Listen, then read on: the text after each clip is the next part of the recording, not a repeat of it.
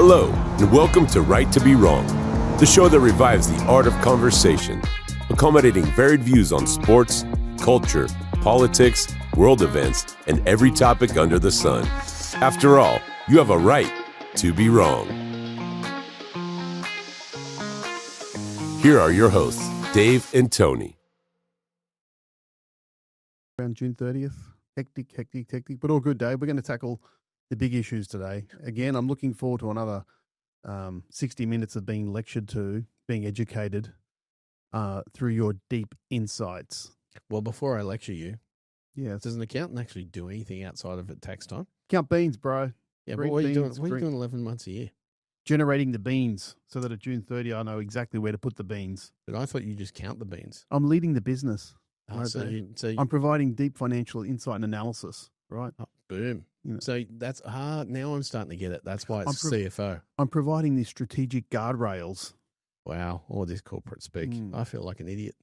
I'm looking in. I'm circling back. You're circling back. You're taking people on the journey. I'm providing builds to my PowerPoint pack. Well, now you're talking way above me. But anyway, what are we going to discuss this week? Because it's not beans. So today, Dave, I'm going to throw something out there. Is hate speech real speech? Talk to me, Dave. Talk to me. Well, there is a number of different things around the world and ways in which people define hate speech. From my point of view, there's no such thing. And obviously we'll go into why, even though I know it's defined, I know what people mean by it, but I'll show you my argument as to why there's no such thing as hate speech, because we only apply it when we want to apply it. That doesn't mean I think that there should be a free-for-all and people can defame and libel and discriminate against. That's not what I'm saying, but I think the concept of hate speech and how it's really become modern in the modern vernacular in the last 5 or 10 years, I think is not exactly accurate. And wouldn't that partly go to the point where the line where you draw hate and I might draw hate are completely different? That's a starting point. What's offensive to one, it's completely subjective. Correct. And there's no way, especially in a world where a term like hate or what's hateful is actually judged by the receiver. That's a problem. As opposed to the person delivering the message. And I get it. There is dickheads out there who do say hateful stuff, insightful stuff that's designed to trigger, to offend, to humiliate, to insult. That all happens. Correct. It's the uneven application of the definition, and when people want the authorities to step in, that's my issue. So by that, what I mean is let's use someone a little bit famous, DJT. So we have half. Well, it wouldn't even be half, but for numbers, let's call it half the US and a whole bunch of people around the world that have got no time for him, rightly or wrongly, right? That's irrelevant. But they can say how much they hate him, they want him dead, and he's a moron, and he's a dickhead. They literally can use the word, the phrase, I hate Donald Trump. But that's not hate speech. If someone turns around and has an opinion on something that they find offensive, they'll say it's hate speech. So you can literally use the word hate. You can identify yourself a person you will hate. You can even say you hate them for the political reasons, even if you forget the ad hominem attacks. If you said, no, I hate everything he stands for. I hate everything MAGA stands for. So you've openly identified you hate something, but we don't define it as hate speech. But if using MAGA in reverse turns around and says, well, actually, I want closed borders, then people say from the left, far left, could say, well, that's hate speech because it's xenophobic and it's bigotry and it's racist. And that, for me, is the essence of why I say there's no such thing as hate speech, because if you can choose to openly say with your own words how much you hate someone or a group of someone's, let's call it MAGA, how on earth can you then on the other side of the coin say there's such thing as hate speech? And to me, it's a slippery slope anyway, because as soon as you start to define things in such a way as like a hate speech, what you're attempting to do is say, here's the speech that we think is outside the acceptable boundaries and we're going to police it. And once you're policing speech, I already have an issue. Fair call. So Dave, as we always do, let's get a bit of a US lens and then we'll look at an Australian lens in terms of hate speech and how it's kind of policed, if you like. In the US, they've got the First Amendment. what's the First Amendment do for us? It protects speech. Freedom of speech. Protects hate speech. Even if the speech is offensive or hateful, hateful. right? So in terms of the key principle in the US, there's no carve out. There's no carve out for hate speech. Basically, that speech cannot be prohibited if it is hateful or offensive. They don't care. Kind of And I agree, totally. deal with it, right? Exactly. So it says here speech can be restricted only if it crosses into prohibited categories such as incitement to violence, threat, harassment. Correct. Which makes sense. Obscenity, fighting words. No, I don't think so. Yeah. All right. So that's the US approach. They basically say it's a free for all, and to some extent, you've got to be strong enough to be able to accept the fact that people can pretty much say what they like, even as ignorant as those views may be. All right. And to me, that's one of the foundational successes of the US. I could be very critical of things they do, just as I could of Australia. There's no perfect society. But if there's one thing I would like us to emulate, it would be the free speech absolutism that is the First Amendment. I think it's what people don't realize is once you attempt to start defining what you can and can't say, you're at a far greater risk of loss than you are of gain. It's really dangerous. Because where's the line? So the line becomes the government of the day. That's what I mean. Who's what the enforcing line it? becomes. So then the government of the day can force through legislation, can tweak the bill to basically suit whatever their ideology may or may not be. And then every 3 to 6 years, you're basically saying the line's changing. That's exactly right. In fact, we can end the podcast, Tone. You've just won the argument because that's exactly what the fundamental principle is. Because the concept is that you don't build things that in the hands of your enemy, you're not comfortable with them holding the levers of power. So that being like executive orders. Like executive orders, right? And now, mind you, with certain freedoms, because at the end of the day, you have an executive branch, and therefore you don't want the legislative branch to be in control of the executive branch and vice versa, or the judiciary, because one of the things I want to do in an upcoming episode will be how SCOTUS cured Trump's injunctivitis, and that being that it's not up to one judge in one jurisdiction to have a blanket injunction because they interpret things the way they either incorrectly legally apply it or they have their biases either way in the political realm. That's the concept of the Constitution, and that's the concept of the Supreme Court to interpret what is constitutionally prohibited and what is constitutionally acceptable. Yeah. Okay. So it's that. That's the, if people don't understand why you shouldn't have hate speech, let's give you an example based on what Tony's just said. So let's say, for example, you hate that MAGA and the Conservatives are in charge and the way in which they talk about illegal immigrants, right? You're still in the camp that you want to call them undocumented, just like the people that break into your bedroom in the middle of the night where you're sleeping. It's just an undocumented visitor, sure.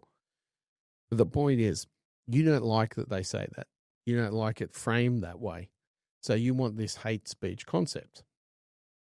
But what are you going to do if in the future you actually, the courts upheld that and said, you're right, we're going to define it and we're going to say what you can and can't say. And in the future, you genuinely get neo-Nazis. I'm talking like a Hitler, Goebbels type people. And then they're going to start defining, well, the way in which you're talking about MAGA as racist, we don't like that. We're going to start jailing you for what you're saying. So in other words, don't create the system that allows for the abuse of the power. That's what it really comes down to. And that's why the fundamental right of the First Amendment is to ensure that it's not up to, as Tony laid out, every 3 years, 4 years, whatever it is, depending on your country, that the government of the day starts to delineate what that is. Here's the rules. It's the same through generations. It's the same for all people of all colors, shapes, size, gender, sexuality. And that's the best way in which to deal with things. And if you're offended by something, the problem is for you to deal with. It's not, someone shouldn't be arrested, charged, silenced because you're offended with what they say. And I know that means there's still going to be arseholes that deliberately do it, but your losses will far exceed your gains if you go down that path. And that's in the context of an environment now where we're living in a world we're living amongst the perpetually offended. we've raised a generation that we've let them think that offense is a problem. But it's very easy to offend someone now. It's way too easy to offend someone. And the trouble is that it would be bad enough if we're having this conversation because we're talking about the 17 neo-Nazis that arise every Australia Day in Australia and want to go marching, through some capital city. But what we're talking about is the type of thing that going back in the day when people were told the world wasn't flat and they were offended by it, or they were offended when they were told that the sun doesn't revolve around the earth. So this is why it's important to realize that people can be offended with facts.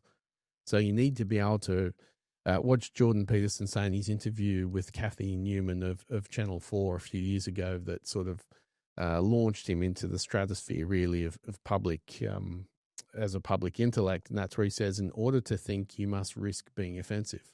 And it's the truest thing in the world.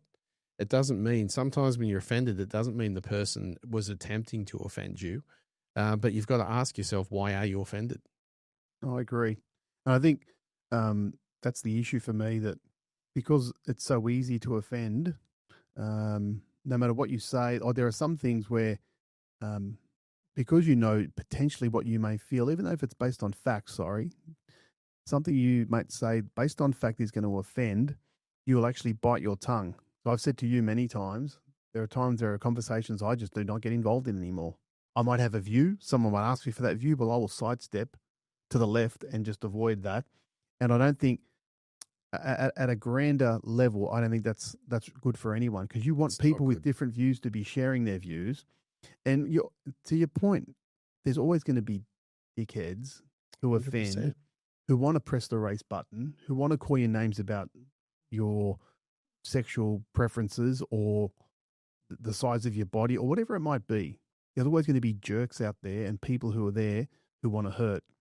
But to your point, the downside of us trying to police all of that in the wrong hands means that everything gets shut down and you end up with a society based on groupthink where no one's allowed to actually dissent. Well, we've already had this. We've been down the Nazi way. We've been down the Stalinist, Leninist way, where there's government control and what can and can't be said. And it's been proven time and time again it's not the way in which to do things. And the concept in law, for example, there's a saying, better a guilty man walks free than an innocent man hang. And the idea behind that is that we don't do Salem witch trials, that we have a high standard of proof, a high standard of reliability on evidence. We test things. We don't jump to conclusions. But what we're starting to do in the realm of speech is we're moving right away from that. And that gets back to your point that you've got to learn to be offended. And the amount of times that someone in your lifetime's really going to deliberately say something to you, identifying your character, your immutable characteristics, whether it be race or whether it be sexuality or skin color, that they're genuinely going to do it to upset you and offend you is minimal. It really is. There's more chance you're being, copping fat jokes if you're a guy like me than there is of someone being called out for being black or Asian or gay, whatever it is. So again, I'm not saying that there aren't assholes out there and they won't do it, but you need to think very, very carefully about what you're going to lose by pursuing that type of ideology that you want. Two things. One is controlled speech, and the worst is actually compelled speech, because we've actually gone past the control speech, as you've identified yourself, right? You self-censor. I'm one of the few people I don't self-censor. It doesn't mean I'm perfect. I pay a price for that at times. I accept that because I can live with myself. I don't want to, for example, I'll clearly say what it is. Like, there was a director that literally said David won't use people's preferred gender pronouns. No, I won't, because I'm not going to live in a fantasy world to appease someone else. It's one of those things that why should I have to? So it's one of those situations where if we're going to keep going down that path, that's where we're headed. So what we've got now is compelled speech, being if someone turns around and tells you they identify as a cat, people want to make it that you must use that language for them. That's even worse than hate speech. That's even worse than self-censorship, because now what we're saying is not only the prohibited, but here's what you must say to appease that person's sensibilities. Yeah, I get it. So we've spoken about the First Amendment being, in your eyes, the standard that which we should apply out here. I wish. Right. I'd love it. So what do we actually have out here? We've got, there's no US-style Bill of Rights, and we've covered the Bill of Rights in an earlier podcast. We definitely need one. Yeah, so Australia uses anti-discrimination laws and vilification laws rather than explicit hate speech. And then the core of that anti-discrimination vilification law is Section 18C. So unlawful to offend, insult, humiliate, or intimidate someone based on race, colour, or national ethnic origin. And defences in Section 18D or exclusions, artistic, academic, or fair comment done in good faith. So look, it feels a bit of a halfway. Like we Section 18C is basically saying you can't offend for A, B, C, D, and E. But you know what? If it's done for artistic purposes, I get it. Academic purposes, I get it. The one that kind of triggers me is fair comment done in good faith. Like, so not only explain to me how we're going to define what vilification is in terms of offence, insult, humiliate, or intimidate, but tell me what's fair comment done in good faith. Well, to me, what that suggests is that they're trying to hedge their bets on absolutely. On 18C. Absolutely. It's because we know we've put offence in here, and we know how easily people can be offended, and we don't want to have a situation where we've got 500,000 cases a week of offended people. So we'll cover this off with D. But it just remove it altogether. Offence shouldn't be a situation where you can do something. And what's also interesting there is when you read through and you say on someone's immutable characteristics, even to the extreme level of its application, there's an uneven, asymmetrical application at the moment, because the amount of times you'll hear someone say, "Oh, some old white guy." Let's switch that out. Let's switch that out for black, Asian, anything else. So what we've done is we've said, "Oh, no. You can say all this stuff about someone's immutable characteristics if they're white, or if they're old and white, especially if they're straight and white, but don't dare do it the other way." And that's the other problem, is we're not even, it's bad enough that we've gone down this path, but we're not even seeing an even application of it where people are being pulled and going, no. He can't say, "Oh, that's typical of an old black woman. That's typical of an old white woman. So therefore you can't say that about that's typical of an old straight white male." We're not doing that either. And mind you, free speech absolutist, I don't want to start pulling that up. I think people that talk like that are just idiots, because it means that you are so poorly educated that you think you can attribute to one group all the world's problems. I agree. And we've spoken about this before, Dave. My desire to have the light shining on ignorance. Correct. So there's a group of people who are clearly ignorant, and by the words they speak, by the actions they exhibit, are ignorant.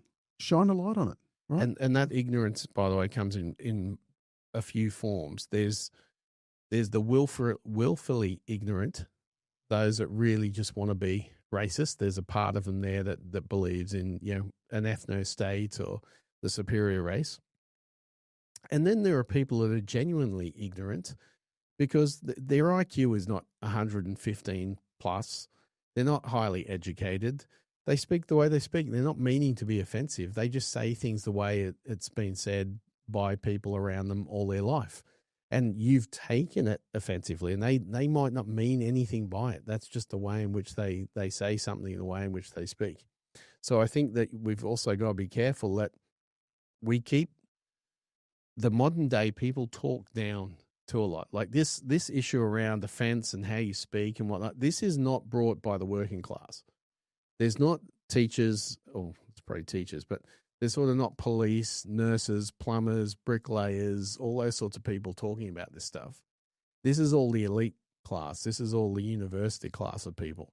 So every time they talk about it, trying to solve this problem, alleged problem, it's still coming one direction.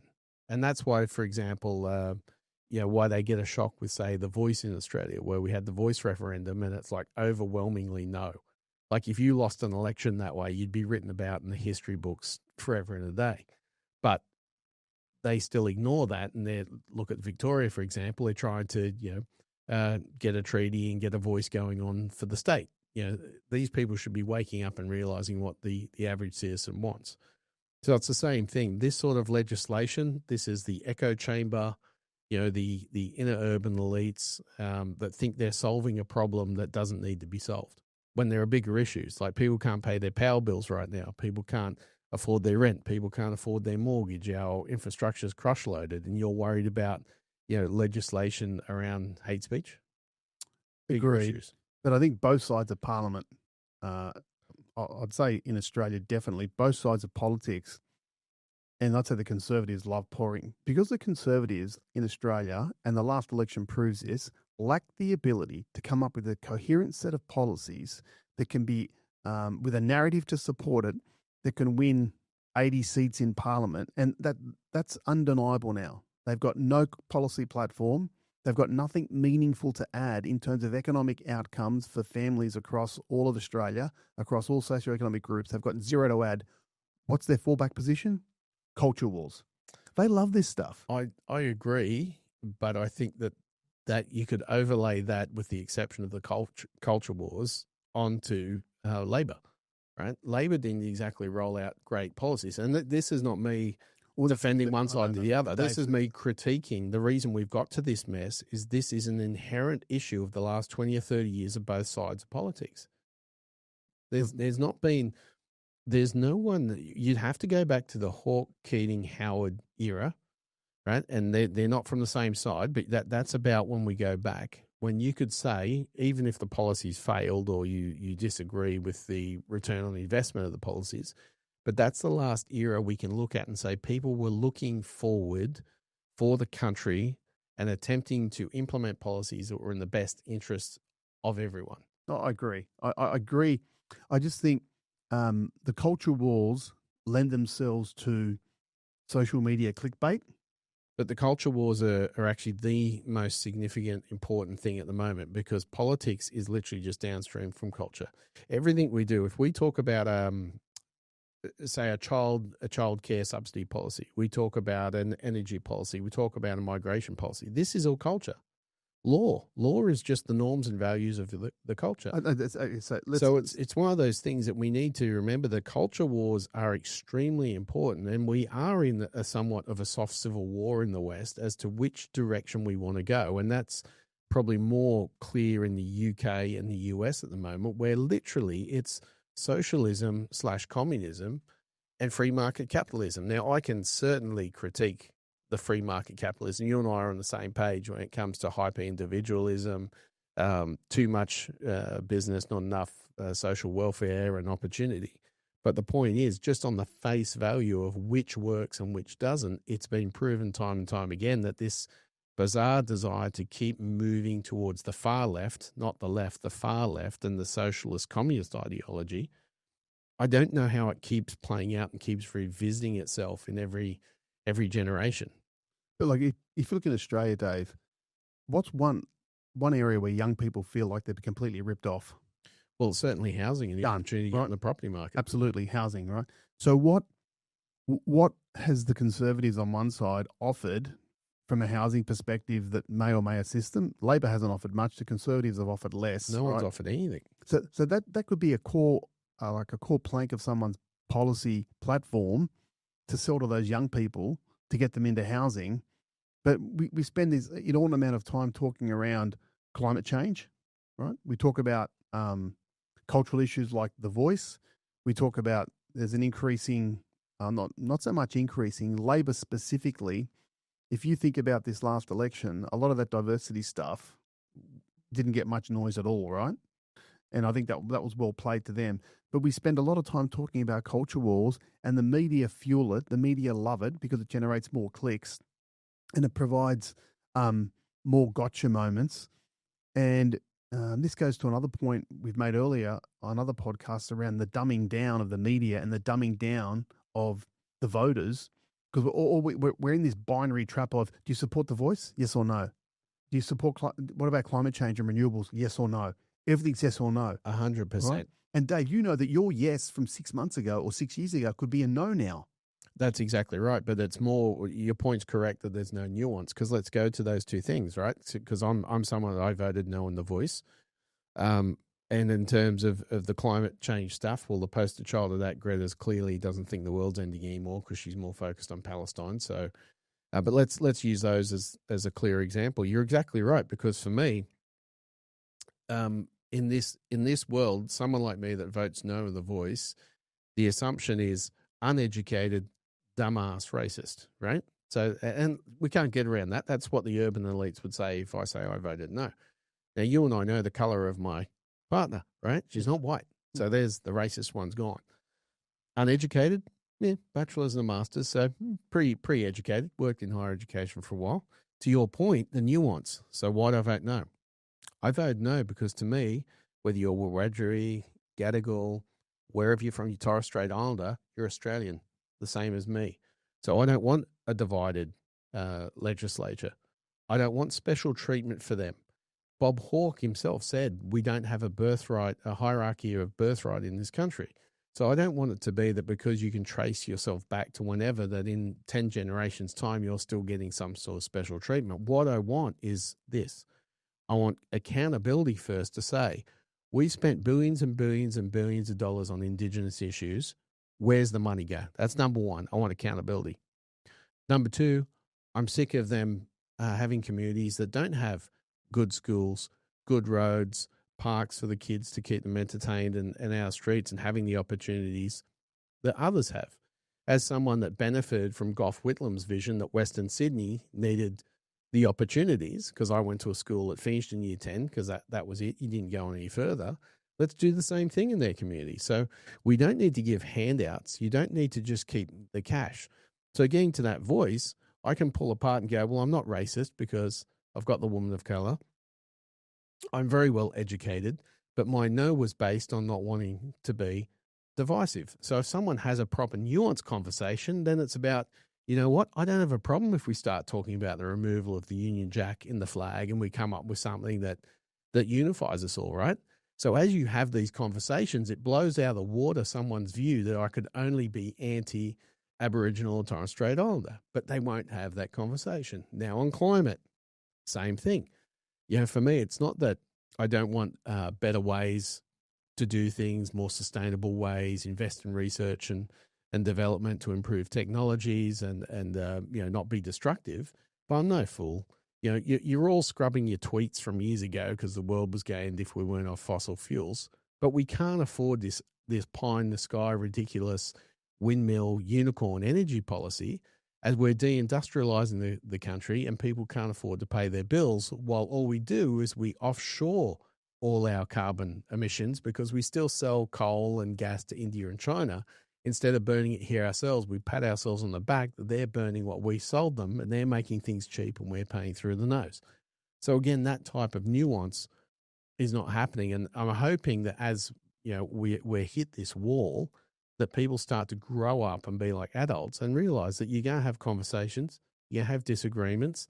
There'll be times that you're going to go away and find out that your positions might be wrong, and there'll be times that you'll find you've made the other person smarter. But if we don't continue to have the conversation and we don't realize there's more nuance to most aspects of what we talk about, we won't make any progress. And this sort of stuff around hate speech only exacerbates the problem because it does exactly what you've admitted to, which is create self-censorship amongst people that should be free to talk. Yeah, I agree. So we, as always, Dave, we've taken a bit of a tangent there. Nothing wrong. Love a good tangent. Nothing wrong with a tangent. So we've spoken about the US. Tony, I've got to correct you. It's not a tangent. It's a weave. It's a weave. It's a weave. We've weaved it back in, Tone. Thanks, Donnie. You're welcome. How's Tulsi going, Donnie? She behaving? Tulsi's good. Yeah. She's doing the party light. So let's talk about, we've spoken about the US, spoken about Australia. In preparing for the podcast, I came across how they, from a civil perspective, try to enforce Section 18C, and it bubbles up through complaints are lodged with the Australian Human Rights Commission. Yeah, that's another thing that's got to go. Yeah, or like a relevant state body. But the process is you file a complaint, investigation and conciliation attempt, if unresolved, may proceed to federal court or federal circuit court. I just thought to myself, we're creating a whole lot of overhead here, aren't we? Of Like course in we are. terms of, I get it. There are some people who are going to say some stuff that's hugely offensive, and people are going to get hurt feelings or upset. But you just think about, I'd love to know how many actual complaints are currently filed with the AHRC on Section 18C. Well, I'd like to abolish the Human Rights Commission. And this is not me saying I don't believe in human rights. If you really look at what's going before a Human Rights Commission and the concept, if you think common sense concept of what human rights should be, which is, freedom to religion and access to education and health services and running water and all these sorts of things. It's not human rights not meant to be that your feelings aren't hurt. That's absurd. And the reason, again, we get to this stuff is it's opportunistic. There are people out there that want these boards set up because they get paid hundreds of thousands of dollars to call themselves a human rights commissioner and, I'm saving the world and I'm doing this. It's a bit like our e-safety commissioner. What? Why? Don't need that. Yep. More bureaucracy. Let's have less bureaucracy. But again, as you work your way through not only the civil enforcement, some of the criminal enforcements where they actually say the penalties include fines or imprisonment, but here comes the punchline, though prosecutions are rare due to high thresholds of proof. Again, right? You go through this whole process, but can you actually make the person pay? Well, the reason why you have a high threshold of proof is as soon as you cross into criminal from civil, you've gone on balance of probabilities to beyond reasonable doubt. So then it's a bit different anyway. So yeah, I get that. So on the balance of probability, how do you measure the level of insult, hurt, humiliation that someone may or may not have taken on as a result of being called a name? Well, it's very easy, and that's the problem, because what you're saying is on the balance of probability, I think you're offended. Why? Because I've told you I'm offended. Yeah. It hurt me. Yeah. It's sort of self clarification.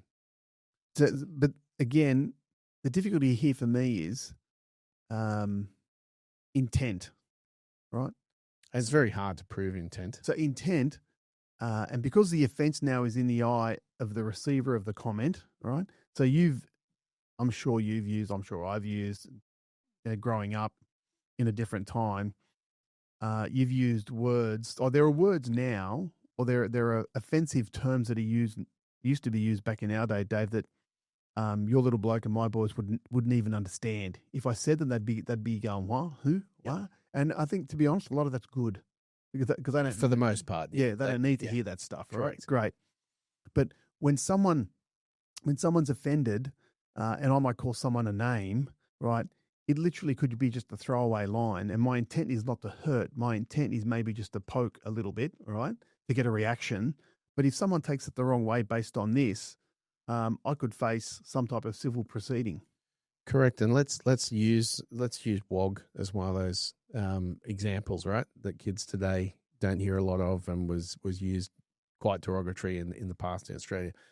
The reason, the best way to have dealt with that is the way in which it was dealt with, which is to take ownership of the word. So, where it was people used to get, there was a lot of intent, there was a lot of hate that could be used in it. What did the WOGs do? Yeah. We took ownership. Took ownership, and you had great movies like WOGs Out of Work and these things. And what happened is two things happened. That those that were deliberately using it with intent to hurt started to get made fun of. And then those that were it was just a word that was used because everyone around them was using it, started to learn the folly of the word and to laugh at things. And what happened, right? Because one of the great lines in The Castle, the Australian movie, is where he says, "What is it with wogs and cash?" So you started to, the comedians of the day and the people of the day, the Santo Chalaros, and I'm thinking before that, and there's ones even before it, but the point like Kingswood Country. Yep, Ted Bullpit. And what was his son-in-law's name? Oh, the Greek guy, Spiro. Yes, I was going to say Spiro. No, it's not Spiro. It's two things. But yeah, exactly, and that's what started to happen. And it's not. So the point I'm making is the natural evolution of the wrong was it became comedic. It became something that what happened is people realized it's not the way in which you should be talking to those people, right? And that's how it was resolved. We didn't resolve it by racing out and threatening people with prison and doing those things. Now, it's the same thing with the N-word in the US, right? They're starting to take ownership, do that same, probably too much.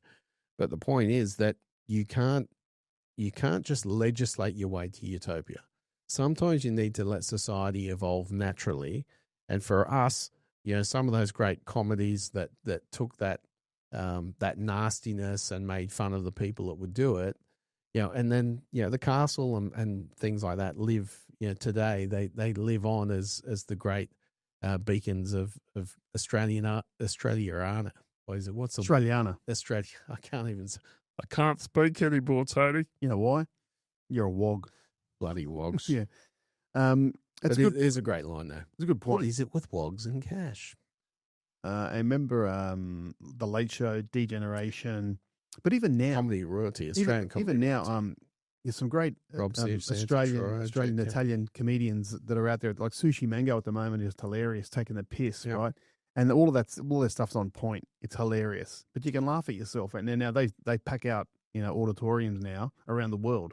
And you're supposed to laugh at yourself because to me, a very proud Australian, but I love the piss take of the bogan. The Mauritian Queen and I have a joke that we've both got Western Sydney Tourette's because both grew up in Western Sydney, and for people listening to the podcast, I'm relatively articulate. But there's times where I'll be driving and someone will do something, and suddenly the Westie comes out. You fucking moron! And it's nearly like there's two of me. Yeah, and it's because inherently that growing up there and just that frustration. So we take the piss out of ourselves, calling our Western Sydney Tourette's. So I think people should embrace some of those things. If people are going to really be nasty to you, I know it's not easy, but at the end of the day, they're the dickhead, not you. So embrace it, make fun of it, get your Western Sydney Tourette's going on.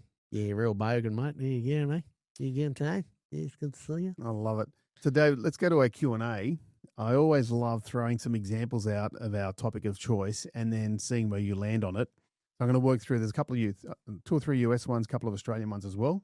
So I'll give you the background, and then I'd like to know what you believe the outcome was from a legal perspective. All right, is that fair enough? Okay. Challenge accepted. 1969, Brandenburg versus Ohio. The facts were, a KKK leader gave a speech threatening revenge if government policies didn't change. What was the outcome? Well, you're threatening a government. Well, I'd say it all. Threatening revenge if government policies didn't change. Yes, but I'd say threatening revenge. I'd have to know who was the threat against, though. Do you know what I mean? Because I could see if that's saying it hung on threatening a government official, I'd say he was found guilty. Yep. But I'd have to know whether or not that was the case. If it was just in terms of bluster and carry on, I'd say it was dismissed.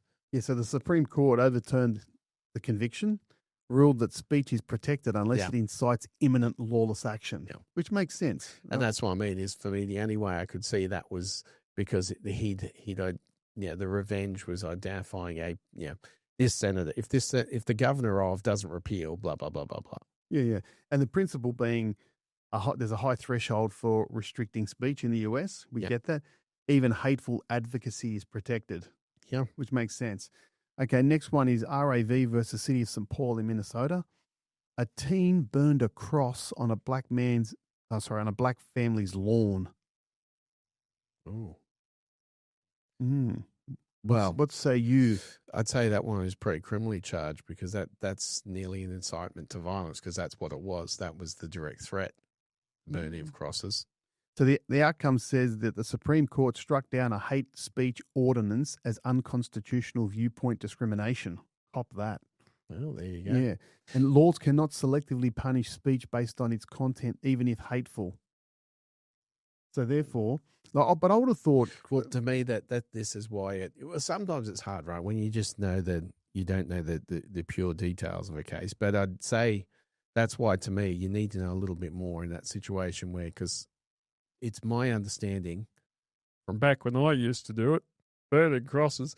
No, but it's my understanding they used to burn the crosses because it was a threat of That's violence. right. And there's another case here where they're saying the court held cross burning can be banned if intended to intimidate. That is a true threat as opposed to a symbolic expression. Yes. Symbolic expression. So basically, if there's a crew if the bed sheets are out and the hoods are on and there's a big fair going on somewhere and they're burning some crosses at the front to stir up the masses, fine. But you can't put it literally on That's right. someone's front lawn, and so the location. That's right. Location matters. Location. Yeah, that's right. So I actually think that last one's actually a good one to distinguish. If there's actually intimidation that's a true threat, and I would think burning a cross on someone's front lawn goes to that, well, then you could be in the crosshairs.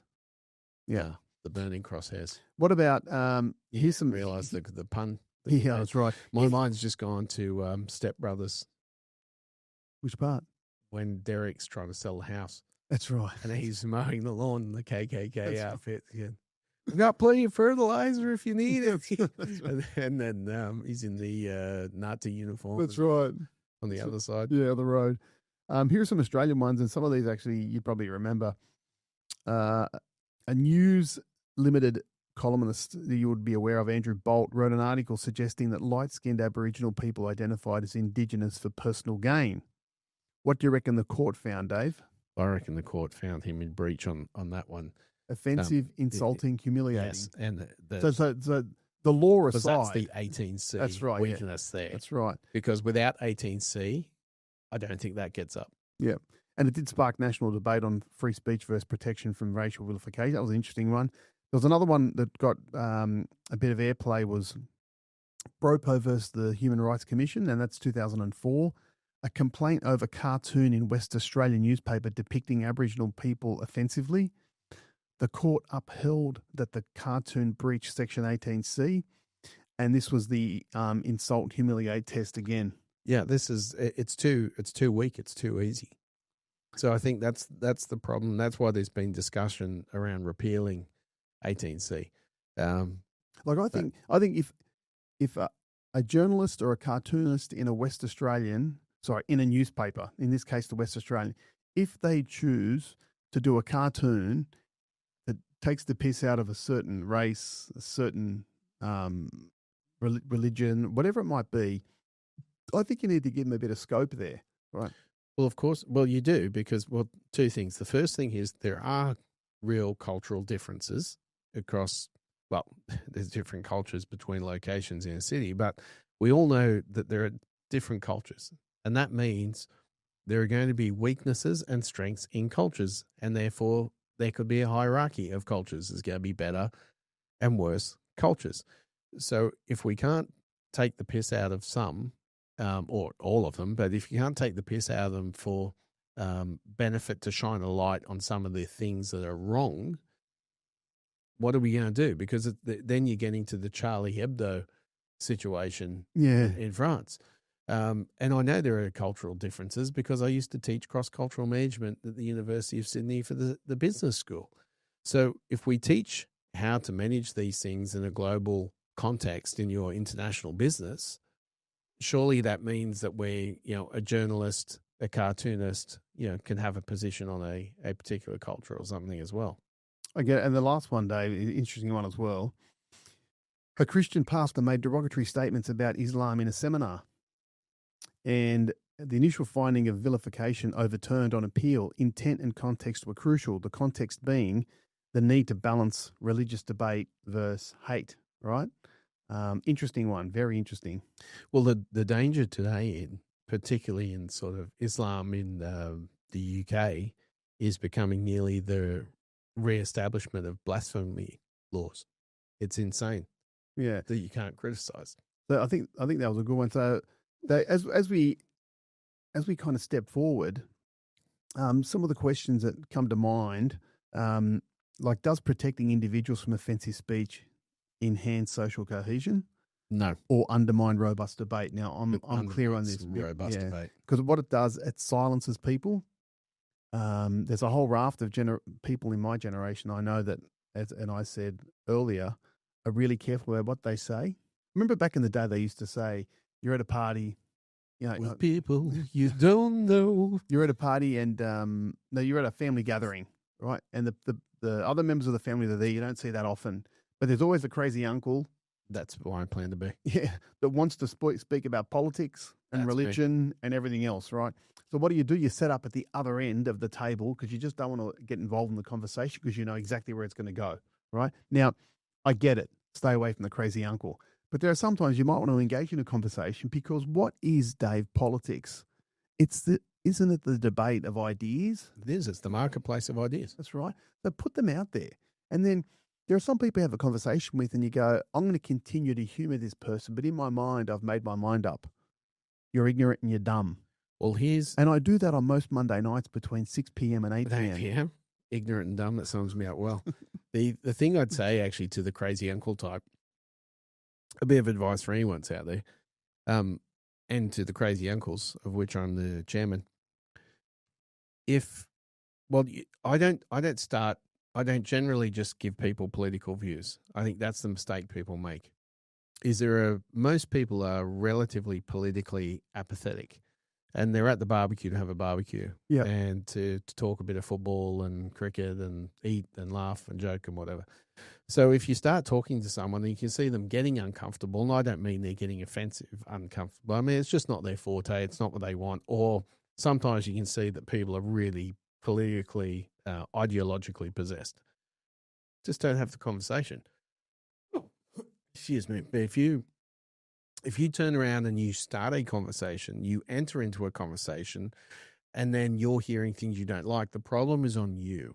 That's right. Because here's something I used to say to my students all the time when they'd say, Mr. David, can I ask you something? Say, of course you can, but I'll the first time someone would ask me, I'd say, but I'll warn you. I'll give you a warning. I said, I will answer your question honestly. So think carefully about what you ask, right? And so what I meant by that is I'm the sort of person I hate that someone will ask you a question, you give them an answer, and they get upset with the answer. Because that makes no sense to me. It's like if there's only a select number of answers that you're going to accept to any question you are prepared to ask, well, what's your problem?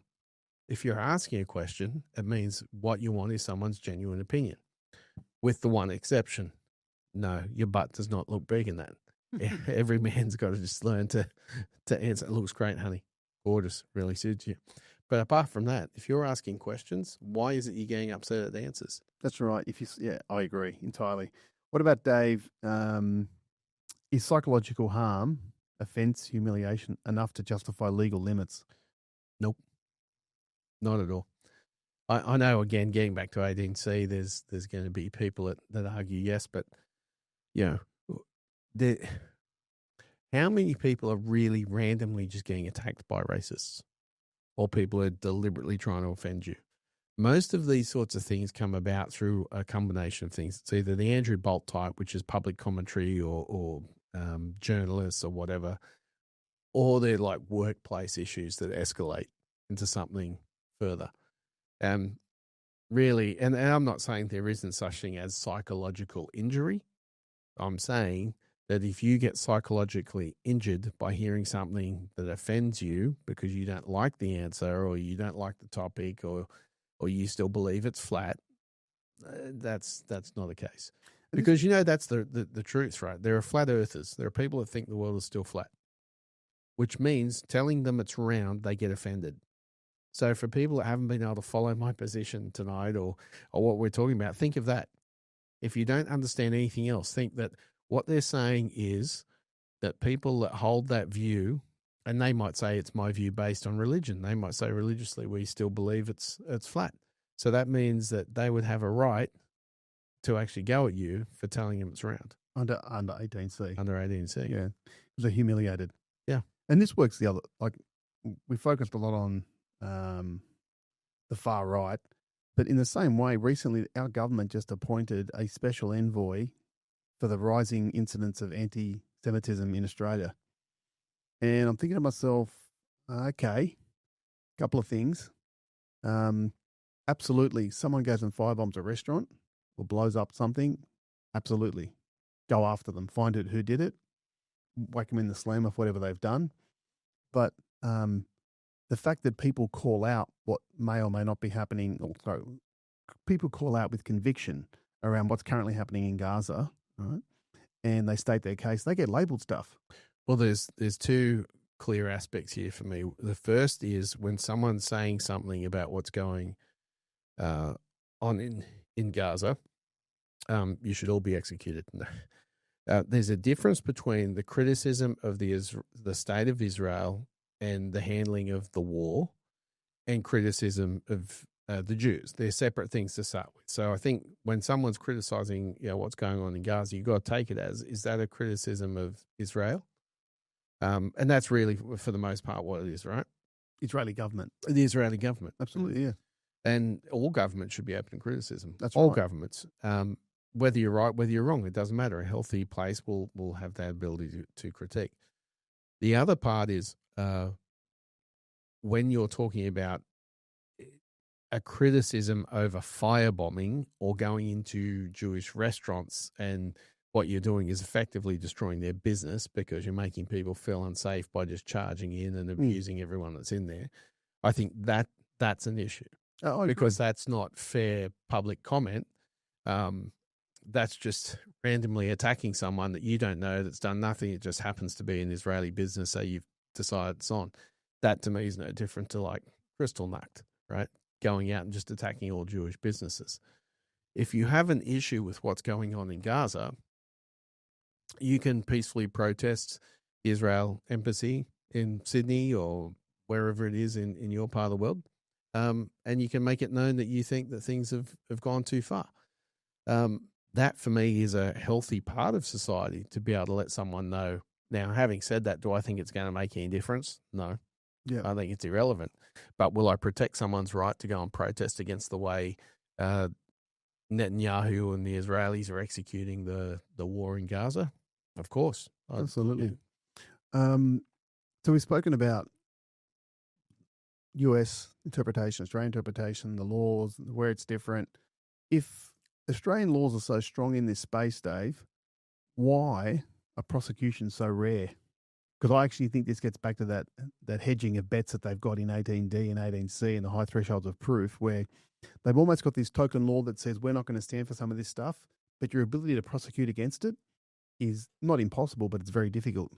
Well, I think some of this legislation, excuse me, I think some of this legislation's been written at a time where the Overton window had moved so far left that people were doing things that were more in some ways performative because the common sense within them knew that this is not the way in which you should be running a healthy society. But they were able to placate those that were really pushing for it. But I think the average Australian, without having to be able to interpret law, would clearly think that that's nonsensical. And by the way, on interpreting law, there's two ways in which you interpret law. The first is a literal interpretation, which is how's it written. So if it says X, Y, Z, black and white, that's how you interpret it. That's what it means. The second is if you are getting an absurd outcome, it's the purposive approach, which is what was the purpose of the legislation? What was it attempting to do? For me, I would nearly suggest that what's happening is if you take a literal interpretation of 18C, you would get thousands and thousands of cases a day. But taking a purposive approach, which is a common sense approach, was attempting to do, well, we're attempting to make sure the absolute blatant racist and bigot can't hide behind things and get away with what they're doing. That would be my suggestion of how this is being read and applied. But I think it's the second way in which you interpret law that we don't use often enough as well. So, Dave, we just touched on criminal proceedings, how hard it is to get criminal convictions in this space. So the civil approach that Australia likes to adopt in terms of conciliation and engagement and discussing and whatever it might be, does that actually deter hate speech? No. Like, so the people who perpetrate this stuff, right, and feel empowered and emboldened to be able, if I want to call you whatever I want to call you, I should have the right to do that, no matter how ignorant it is. Typically speaking, they're ideologues. They're not going to change. Nothing's ever going to change them, and they're always going to be like that. Correct. But this to me is a little bit like AVOs, where, regrettably, you see another story where a woman will be killed by her ex, and someone will say, why wasn't there an AVO, or there was an AVO? If you think a crazy lunatic that's going to turn up and burn some woman in her car, is going to shoot her, gets to her house, gets to the front door and goes, oh, crap, I forgot the AVO. I'm going to be in real trouble for this murder. I better wait 6 months. You're insane. There's no common sense. It's the same with this. If you think this legislation is really stopping the racist, if you think it's really winning hearts and minds, that the people out there that want to go burning crosses on people's front lawns and wear their sheets and their Ku Klux Klan hat, they're really going, oh, yeah, you know what? I used to be a real racist, Tone, until 18C. Yeah. And this gets back to that, I think in the last 20 or 30 years, there's been a through line across Western society that every ill you see, you can fix, and every fix will be another piece of legislation. And and this is not even just in that sphere. It's even in like the corporate world, for example, right, where we get the rotten corporate cultures. And what I mean by that are things that lead to like the GFCs, because what happens is, in some ways, it's as you blow the foundations of society out through the moral aspect that comes about from religious belief. Now, I'm not advocating we all go back to it, but what I'm saying is you create a vacuum. So when I say the corporate culture, what I mean is if you think about the amount of times you sat around boardroom tables or you've sat in meetings over the years, and the question I would suggest, if we go back 25, 30 years, there might be a question when someone suggests a new service or a new product or a new way to do things, that I would like to think there was someone at the table or many at the table that would say, is this the right thing to do? That question doesn't get asked anymore. What gets asked is this compliant? Right? And that's a very separate thing. Compliance and the right thing are very separate. So what I see happening here is as we try to legislate our way to utopia, people are trying to fix it with that fiat instead of going, you know what, if we get back to raising people with good morals, that the black guy next door is equal to you and the Asian girl next door is equal to you and the indigenous population deserves the same access as you, and we have that good moral fiber and foundation, we don't need to worry about legislation 18C because we don't have people running around going, you fucking wog, get out of my fucking country. I've got my Southern Cross tattoo on my back, mate, and I'm wearing the flag. So it's getting back to that sort of raising good citizens without having to fix things through fiat all the time. As a country, we've fallen a long way, Dave. We've fallen. The West has fallen a long way. No, we've fallen. Not just Australia. I'm talking Australia. Because when we get, which by the way, you know, you're not Australian if you say Australia. Australian. Australia. Yeah. SARAY. That's Australia. Right. So I'm saying we've fallen a long way because when a narrative that underpins our moral platform, as described by you just then, when that's the basis upon which we want to move forward, it tells you how far we've fallen. We're relying on you for moral direction. Think about that for a while. Yeah, when considering my moral compass is being used as a fan in hell. It's been bent badly. Oh, no. It's spending time. We're going to finish up, Dave, on, I think we both agree on this. We started out here.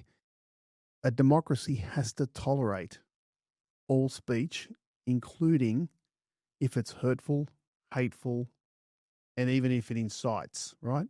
As long as the incite piece is clearly it's a touchy one, but I just can't believe you can say you live in a free democracy when there's even any rules that try to curb free speech. And to your point earlier, understanding where that could lead. Correct. And we're not talking here about you're checking yourself as you go to say something because like an honest answer to your wife, does my bum look big in this? An honest answer issue, right? We're talking about a situation that you yourself, and you're a very smart guy, right? I've got my serious hat on. You're a very smart guy. And if you're checking yourself around other people, that means you're around some pretty smart people, which means the rot's pretty deep. That's not a healthy society that you're self-censoring. It shouldn't just be up to the opinionated, fat, bald guy to say what other people think, or to even be brave enough to say what he thinks, and I'll wear the consequences. And the reason why I wear the consequences, there's nothing I say. I don't go racing around being racist. I don't go racing around, hate speech. And the things I tend to say, even ideas I throw out there, I'm okay if I'm wrong. Like, come on, talk to me, show me where I'm wrong. I'm an adult. I don't get hurt. In fact, to be honest, I'm the other way. I don't care what people think of me. I care about your ideas. You know, I could sit with someone that I completely thought was an absolute dick, and I couldn't stand. But if I thought I was going to learn something from them, or they had something to offer society or the country with their ideas, let's talk them through. What do we say, Dave? You have a right to be wrong. Take care, mate. See you next week. Cheers. Thank you for listening to this episode, and we hope you enjoyed it. Like us on Twitter, Instagram, Facebook, and TikTok. Please leave us a review on Apple Podcasts and Spotify.